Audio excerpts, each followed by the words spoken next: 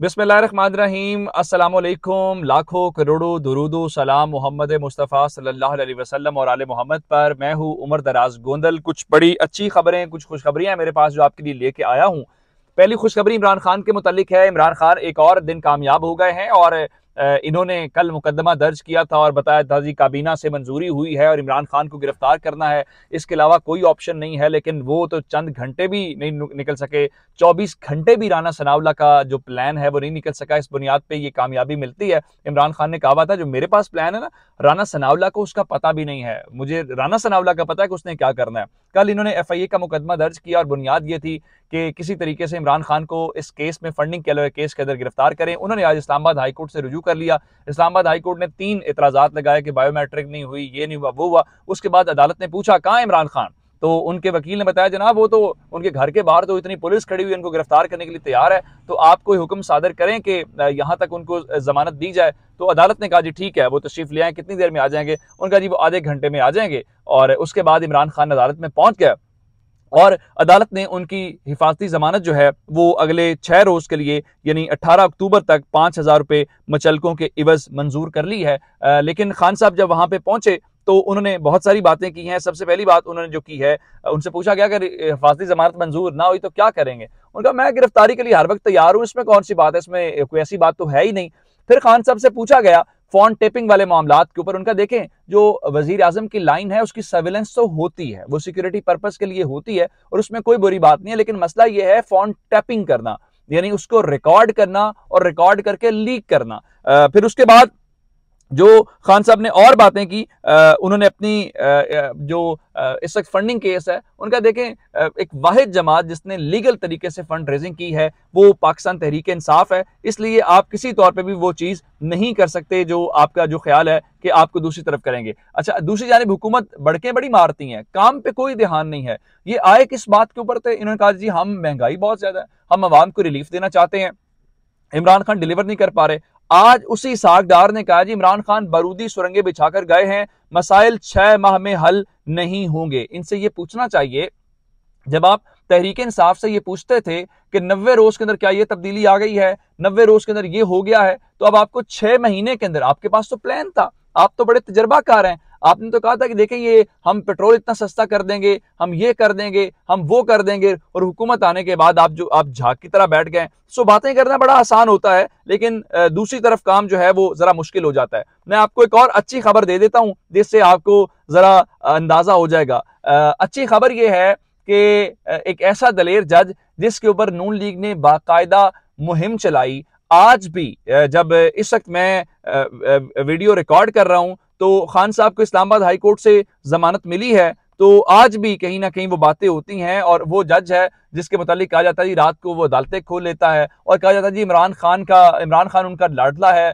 फिर कहा जाता है जी वो तहरीक इंसाफ की जुडिशल कोर है, और इस किस्म के बहुत ज़्यादा जो गलत बातें हैं, जो प्रोपेगेंडा है वो नून लीग का सोशल मीडिया करता है। वो जज कौन है? वो जज चीफ जस्टिस अतर मिनल्ला हैं, जिन्होंने इमरान खान के खिलाफ तौहीन अदालत का केस खत्म किया। वो अतर मिनल्ला हैं जिन्होंने इमरान खान की गिरफ्तारी से रोका। वो अतर मिनल्ला हैं जिन्होंने और बहुत सारे मामलात के ऊपर, शीरी मजारी वाले मामले के ऊपर तगड़े, अच्छा ऐसा नहीं है कि तहरीक इंसाफ के खिलाफ फैसले नहीं दिए, तहरीक इंसाफ के खिलाफ भी फैसले दिए। हत्ता कि इमरान खान खुद कहते हैं कि मैं चीफ जस्टिस अतर मिनल्ला की इज्जत जो है उनके फैसलों की वजह से करता हूं। ये बहुत बड़ी बात है। लेकिन इस वक्त जो खबर है, कल साकिब बशीर साहब जो इनके कोर्ट रिपोर्टर्स एसोसिएशन के प्रेसिडेंट भी हैं, बड़े मजे हुए सहाफ़ी हैं, उन्होंने कल ही खबर दे दी थी कि जो नाम सुप्रीम कोर्ट के जजेस में जाएगा उनमें एक बड़ा अहम नाम होगा। तो मैंने उनको कहा था कि सुप्रीम कोर्ट के तो सारे नाम ही अहम होते हैं। आज वाज़े तौर पे ये हो गया है कि chief justice Islamabad high court जो है जस्टिस अतर मिनल्ला साहब, उनका ये उनकी तरक्की हो गई है, वो आने वाले चंद दिनों के अंदर सुप्रीम कोर्ट के जज बन जाएंगे। इस्लामाबाद हाई कोर्ट के चीफ जस्टिस अब शायद आमिर साहब जो हैं वो बन जाएं, लेकिन आमिर फारूक साहब इस वक्त क्योंकि वही सीनियरिटी के अंदर है, लेकिन चीफ जस्टिस अतर मिनल्ला जो है उनका नाम अब यहाँ से रिकमेंड हो गया है, नाम होकर चला गया है, जिसके बाद जुडिशल कमीशन जो है वो इसका फैसला करेगा। और चूंकि मुख्तलिफ इस वक्त असामियाँ खाली हैं सुप्रीम कोर्ट के अंदर, और सुप्रीम कोर्ट के जजेस ये कह भी रहे हैं कि जनाब आप वो करें, बुलाएं, और बुलाने के बाद जो है आप तयनातियाँ करें। तो चीफ जस्टिस अतर मिनल्ला के मुतालिक कहा जा रहा है जो इस्लामाबाद के अंदर होने वाली हलचल है वो बता रही है कि कभी इम्कान ये है कि चीफ जस्टिस अतर मिनल्ला जो हैं वो अब सुप्रीम कोर्ट के अंदर बैठेंगे।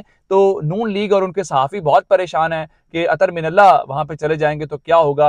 अतर मिनल्ला जो हैं वो जी तहरीक इंसाफ के साथ उनको जुड़ा, कि ऐसा है कुछ नहीं है। उन्होंने तहरीक इंसाफ के खिलाफ फैसले दिए, दलेर जज है, एक पूरी उनकी जदोजहद है। उन्होंने उस वक्त जो इफ्तिखार चौधरी की बहाली के दौरान बड़े अहम लीडर की तरह काम किया। अब जरा दो खबरें और सुन लीजिए, फिर मैं पंजाब के अंदर जो तिजोरियों के मुंह खुले हैं और वजीर आला का जो उम्मीदवार है वो कह रहा है जनाब मेरे खजाने हाजिर है, मैं हाजिर हूं, तो आपने फिर करना है। आप जानते हैं कि मनी लॉन्ड्रिंग का केस है शहबाज शरीफ और हमजा शहबाज शरीफ के खिलाफ, और मैंने आपको सुबह सवेरे बता दिया था कि नून लीग को कन्वे कर दिया गया है कि जनाब आपको माफी दे दी जाएगी और आपके केसेस बिल्कुल माफ होने वाले हैं, आपको बर्रियत हो जाएगी। तो आज शहबाज शरीफ और हमजा शहबाज की बर्रियत की दरखास्तों पर फैसला महफूज कर लिया गया है। और आप हैरान ये होंगे कि जो शवाहिद वहां पे पेश किए गए हैं ये FIA का कायम करदा मुकदमा है, लेकिन FIA ने एक भी ऐसा गवाह पेश नहीं किया जो शहबाज शरीफ और हमजा शहबाज के खिलाफ जिसने स्टेटमेंट दी हो, जो दीवार पे लिखा हुआ है कि अदालत को मजबूर किया गया है कि आप शहबाज शरीफ और हमजा शहबाज शरीफ को यहां से बरी कर दें। और इमरान खान जब सवाल उठाएंगे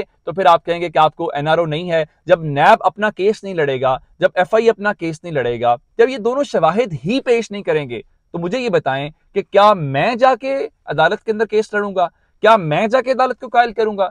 ये जाहिर बात है, ये प्रोसिक्यूशन का काम होता है। लेकिन जब प्रोसिक्यूशन ये कहे, जिन्होंने खुद मुकदमा दर्ज किया है, जो खुद इसके मुद्दई हैं, वही कहें जी हमारे पास शवाहिद नहीं है, हमारे पास शहादतें नहीं है, उसकी वजह क्या है कि आपका बॉस चीफ हो गया, आपका बॉस चेंज हो गया है। कल तक जिसके खिलाफ आपने मुकदमात बनाने थे वो आपके वजारत दाखिला को हेड करता है, और वजारत दाखिला जो है वो आपके राना सनावला के अंडर है, तो इसलिए आप ये काम करना चाहते हैं, तो ठीक है आप कर लें। लेकिन शेख रशीद ने बड़ी इंपॉर्टेंट बात किया, उनका ट्वीट है, कानून नवाज शरीफ को वापस आएगा या मजीद मुजरिमों को भगाएगा, इंतजार करें। वो कह रहे हैं कि देखें, या तो फिर यह है कि इस मुल्क में प्रेसिडेंट कायम करें, जो बीमार होता है जेल से उसको बाहर भेज दें, या फिर नवाज शरीफ को आने दें, फिर बताएं ये मुल्क अशराफिया के लिए बना हुआ है और उनका नून लीग की ख्वाहिश की तैनाती ना होने पर उसकी पार्टनरशिप टूट सकती है। नैब की तरमीम से चोरों को खुली छुट्टी और इंसाफ की जो मौत है वो हो गई। मूडीज ने 5 और बैंकों की रेटिंग कम कर दी है।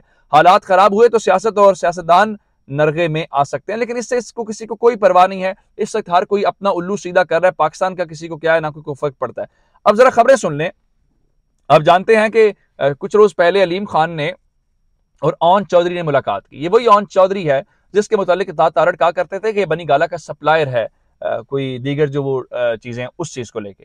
लेकिन आजकल वो जारी बात है नून लीग के लिए काबिल कबूल हैं, अलीम खान भी काबिल कबूल हैं। आजकल वो दर दर के तवाफ करते हुए नजर आ रहे हैं। इज्जत लोगों को नहीं प्यारी होती ना, तो अब जनाब खबरें ये हैं कि ख्वाहिश ये है कि पंजाब के अंदर अलीम खान को वजीर आला बनाया जाए। अच्छा, एक इस वक्त तो वो पंजाब के अंदर किसी सीट के ऊपर इलेक्टेड नहीं है, उसके लिए इलेक्ट होना पड़ेगा, पहली बात तो ये है। तो इसका मतलब यह है कि अलीम खान वाला शोशा है कि अलीम खान वजीर आला बन जाएगा। अलीम खान वजीर आला कैसे बनेगा?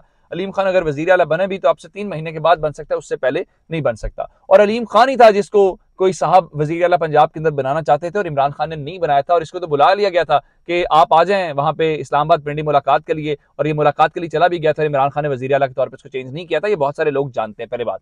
दूसरी बात, खबरें ये हैं कि यहाँ पे पंजाब के अंदर तब्दीली के लिए जो तमाम तर अखराजात हैं उसके मुतालिक दावा किया गया है कि अलीम खान कहता है कि मैं ये अखराजात उठाने के लिए तैयार हूँ और काफ लीग के अरकान के जरिए हटाने की तैयारियां हैं। आप जानते हैं कि चौधरी शुजात की और तारिक बशीर चीमे की और शहबाज शरीफ की एक वजीर आजम हाउस के अंदर मुलाकात भी हुई है। लेकिन मसला इस वक्त यह है कि सुप्रीम कोर्ट का जो फैसला है वो पंजाब में PTI अरकान की वफादारियां तब्दील करने में रुकावट है। लेकिन अलीम खान इस वक्त सबसे ज्यादा पंजाब हुकूमत गिराने में मुतहरिक और वो हैं। उसकी वजह क्या है? एक तो इसकी जो पार्क व्यू सोसाइटी है उसमें एक्शन हो गया, फिर मियां असलम इकबाल आ रहा है, कुछ लोग कह रहे हैं जी नहीं शहबाज गिल आ रहे हैं, कुछ कह रहे हैं नहीं सर उमर सरफराज चीमा आ रहे हैं। तो वो चाहता है कि इनको हटाया जाए, उसके पैसे वैसे जो लगे वो मैं करने को तैयार हूं। लेकिन वो मियां असलम इकबाल ने कल परसों लिखा था कि पूरा पिंड भी मर जाए ना तो ये पिंड का नंबरदार नहीं बन सकता। अपना बहुत सारा ख्याल रखिएगा। खुदा हाफिज।